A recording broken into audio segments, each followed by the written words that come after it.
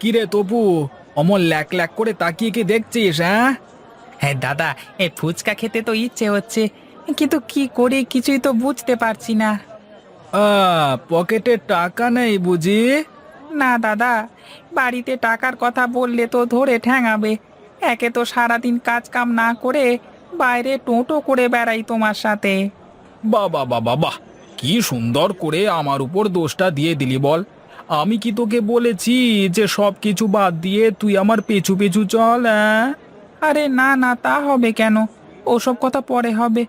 তুমি আগে আমাকে এখন ফুচকা খাওয়ার ব্যবস্থা করে দাও দেখি।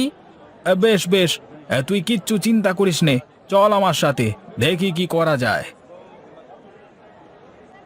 এই তো পেয়েছি, এই চল এখন আমার সাথে।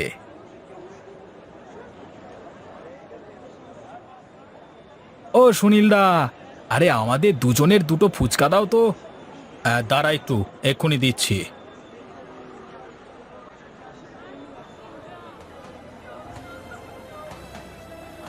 এ কি, এই ফুচকার মধ্যে ফড়িং মরে পড়ে আছে তো। কই কই দেখি দেখি, আমার কাছে দে তো দেখি। ও আর কি হবে দাদা, যা হওয়ার তো হয়েই গেছে। এখন তো মনে হচ্ছে যা খেয়েছি তা তো উঠিয়ে দিয়ে যাই। না না, এটা কিন্তু ঠিক না দাদা, ব্যবসা করছো একটু ভালো করে দেখে শুনে করবে না? হায় হায় রে, আমার এ কি সর্বনাশ হলো রে, এখন আমি কি করব? দাদা, আজকে তুমি যে কাজটা করলে তা কিন্তু মোটেও ঠিক হয়নি। এই তুই থাম তো, বলি খাবার সময় তো কোনো কথা বললি না, গপাগপ গিলে গেলি। হ্যাঁ, তখন তোর এই নীতি কথা কোথায় ছিল বল দেখি? সব তো ঠিক ছিল, কিন্তু তাই বলে কারোর পেটে লাথি মারাটা কি ঠিক হলো তুমি বলো? এই দেখ, অত ভেবে চিন্তে কিছু করা যায় না। আমার যা ভালো লেগেছে আমি তাই করেছি। তোর যদি ভালো না লাগে তাহলে আমার সাথে আর থাকবার দরকার নেই, চাপা ওঠ এখান থেকে, হর। আরে না না, কি যে বলো না তুমি গণেশদা, কিন্তু বেলা তো দুপুর হয়ে গেছে। এদিকে পেটের মধ্যে তো ছুঁচো কামড়া কামড়ি লাগিয়ে দিয়েছে। আমারও তো খিদে লেগেছে রে, কিন্তু কি যে করি। হ্যাঁ, এই তো পেয়ে গেছি, একটু ওপরে তাকিয়ে দেখ তো তপু। আরে সাবাস, এই জন্যই তো বলি খিদে এত তাড়াতাড়ি লাগলো কেন। এবার আমগুলো পেরে ফেলো দেখি। বেশ বেশ, চল চল, দুজনে মিলে আমগুলো পারবার চেষ্টা করি।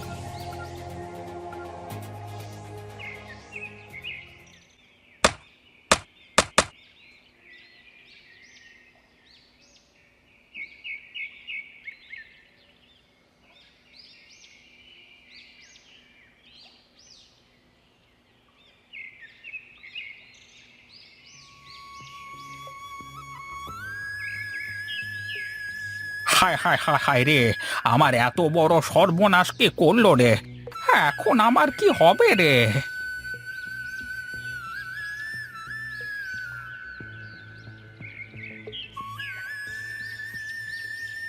কি হলো কাকা, তুমি এভাবে দাঁড়িয়ে কান্না করছো কেন? দেখো না বাবা, দেখো, বদমাস ছেলেগুলো আমার বাগানের সব আম কিভাবে নষ্ট করেছে দেখো। তাই তো, এভাবে কি কেউ কারো ক্ষতি করে? তুমি কি কাউকে দেখেছিলে কাকা, বা তোমার কি কারোর প্রতি সন্দেহ হয়? তুমিও তো বাবু দ্বারকাদের মতো কথা বলো। বলি আমি যদি জানতাম তাহলে কি আর এখানে বসে কাঁদতাম? আমার মনে হয় এই কাজ গণেশ ছাড়া আর কে করবে। তুমি চিন্তা করো না কাকা, আমি দেখছি কি করা যায়। একবার যদি হারামজাদাগুলো আমার হাতে লেগে যায় না, তারপর আমি বোঝাবো মজা যে কয় পাকে গাড়ি বর্ধমানে যায়।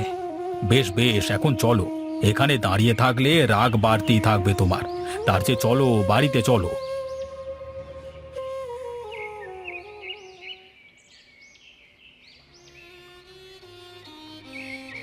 কি গো, আজ এত তাড়াতাড়ি চলে আসলে যে?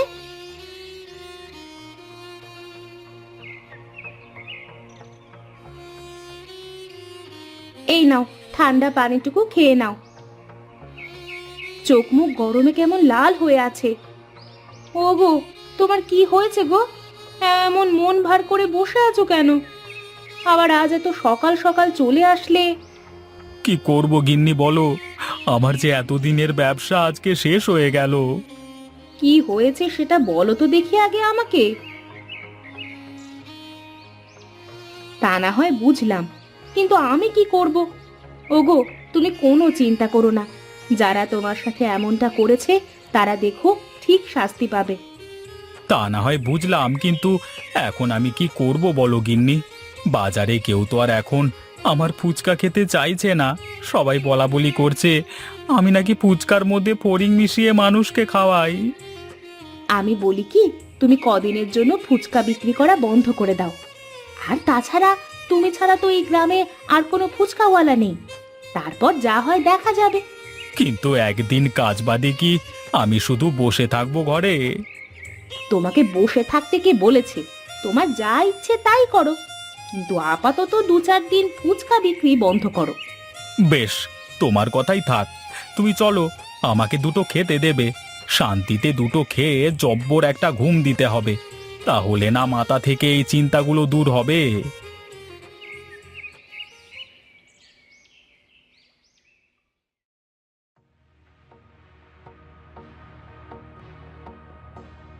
এই যে এসে গেছে আমার দুই সোনার টুকরো। হ্যাঁ, না না দাদা, সোনার টুকরো নয়, বলো একটা হীরের টুকরো। হ্যাঁ হ্যাঁ, আমি তো জানি যে তোরা দুজনে হলি আমার মানিক রতন, কিন্তু তোদের জ্বালায় তো আমি অতিষ্ঠ হয়ে উঠেছি দিন দিন। হ্যাঁ, কেন দাদা, আমরা আবার কি করলাম? দাদা, আমার কিন্তু কোনো দোষ নেই। এই যে দেখলি তো, সব দোষ এখন তোর। গায়ে যত অপকর্ম, সব কিছু তো তোর হাতেই সম্ভব, তাই না? আচ্ছা দাদা, তুমি বলো, পকেটে টাকা না থাকলে কিছুই খেতে পারবো না, এটা কি ঠিক? না না না না, মোটেও ঠিক না। কিন্তু তাই বলে কারোর পেটে লাথি মারাটাও তো ঠিক না, তাই না? ওটা আমি ইচ্ছে করে করেছি নাকি? তপু বলল ফুচকা খাবে, তাই আমি কি করে খাওয়া যায় তাই ভাবছিলাম। তাই বলে তুই ফুচকার সাথে ফড়িং মেরে দিবি? দাদা, আমি কিন্তু গণেশদাকে বলেছিলাম এ কথা। তুই চুপ কর শয়তান, চোরের মায়ের বড় গলা। তোরা দুজনই যে এত উনপাজুরে তা আমার জানা ছিল না। বিশ্বাস করো দাদা, আমরা আর এরকম কাজ কখনো করব না, এবারের মতো মাফ করে দাও। হ্যাঁ তাই তো, বলি রামু কাকার গাছ থেকে অত আমকে পেরেছে শুনি? আমি বলবো দাদা। না থাক, আমি জানি এ কাজ কে করেছে। শোন, তোদের বলি, আমি যেন তোদের নামে আর কোনো কথা কখনো না শুনি। এখন থেকে তোরা ভালো মতো থাকবি, মানুষের পাশে দাঁড়াবি, তাদের সাহায্য করবি। মনে রাখিস, আমি যদি এ গায়ের মোড়ল হতে পারি, তাহলে কিন্তু সবচেয়ে বেশি লাভ তোদেরই হবে। শুনলি তো তপু, দাদা কি বলে গেল? আমাদের এখন মানুষের পাশে দাঁড়াতে হবে। হ্যাঁ দাদা, এখন থেকে আমাদের আর এসব করে বেড়ালে চলবে না। চল, এখন বাড়ির দিকে যাওয়া যাক।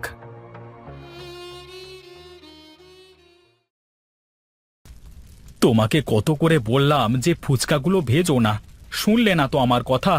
কেউ এখন আর আমার থেকে ফুচকা খায় না। তুমি কাল থেকে বাজারে না, গায়ের স্কুলের সামনে দাঁড়িয়ে ফুচকা বিক্রি করবে। স্কুলের সামনে বিক্রি করলে কি সবাই আমার ফুচকা খাবে? খাবে মানে কি গো, স্কুলের ছেলে পেলে খুব খাবে।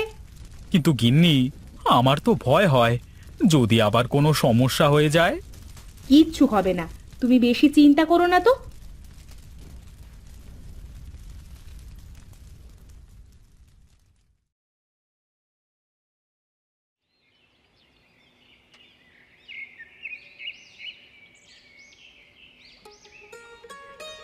গিন্নি, কোথায় গেলে গো? একটু এদিকে এসো।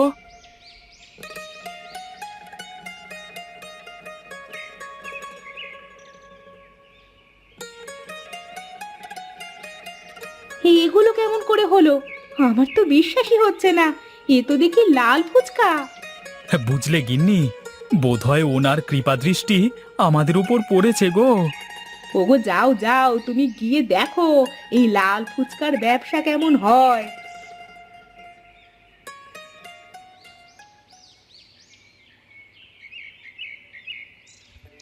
বুদ্ধিটা কেমন দিলাম দাদা বলো? ফুচকার রংটা বদলানোর সাথে সাথে কেমন হিড়িক পড়ে গেল, দেখেছো তো? তুই ছোট হলেও তো তোর মাথায় অনেক বুদ্ধি রে। চল চল, এখন সুনীলদাকে গিয়ে সব কথা খুলে বলে আসি। এ কি, তোরা আবার এসেছিস? এবার কি আমার দোকানটাই তোরা শেষ করে দিতে চাস? না না দাদা, এখন আমরা আর আগের মতো নেই। আমরা তোমার ভালোর জন্যই এসেছি। দাদা, যা হয়ে গেছে তা মনে রেখো না। এখন তো তোমার ব্যবসা আগের থেকে ভালো চলবে। লাল ফুচকার ব্যবসা যে শুরু করে দিয়েছো।